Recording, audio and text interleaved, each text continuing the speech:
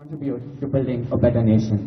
As John Adams rightly said, our obligations to our country never cease but with our lives. In a country like India, I feel we're more result-oriented. We are more concerned with the kind of dividends that we reap. But maybe not always about the magnitude of the difference and change that you bring about. Maybe it's not even about the change and the difference that you make. It's more about the effort that you put into it and the energy with which you work towards it. As my classmate once wrote in one of his poems, we can sit and blame all in sight, little that we really do. Or we can pull up our socks and give it a fight. It's what we must pursue.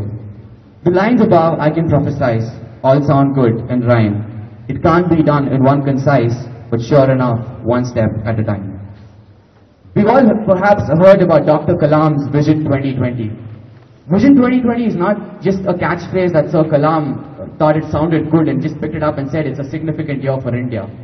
The reason why 2020 is a significant year for us is because that's the year in which India is going to have the youngest workforce in the world. Needless to say, it's all of us who are going to be at the end. In a way, it is all of us who will decide what India can be, what India will be. The future is bright when our present is safe and secure. And quite unanimously, we would agree that we're not in that safe zone. To begin with, I would say we would first need to get rid of this carefree, indifferent attitude that we have towards general issues in our country. Something that we typically call the chalega attitude.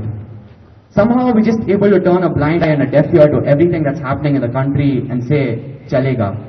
But maybe it's time we stood up and said, nahi chalega as well. Another persisting thing that we see in our country is the blame game tactic. Very casually we blame everything on the government, on the authorities, and we say our system is ineffective. But how many of us actually make an effort to bring about a change? And little do we realize that actually we are the ones who put these people in power. I'm not trying to defend the people in power, but I'm telling we're the ones who actually give them that power.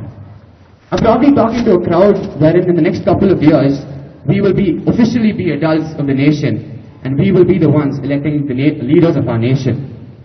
Somewhere down the line, our perception as voters is that I'm just one person in a country of such huge population. What perhaps would be the significance of my one vote?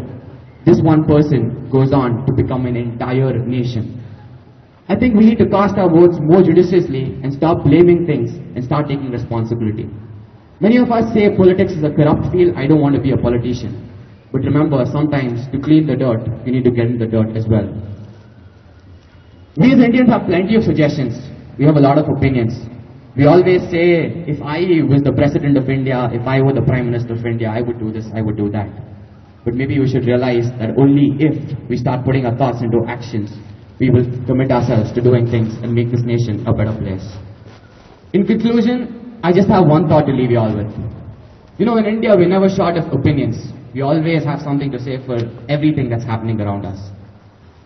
We're a nation of 1 billion people. Invariably, we seem to have 1 billion opinions. But have you ever thought, what if each one of us had one sincere commitment towards the nation?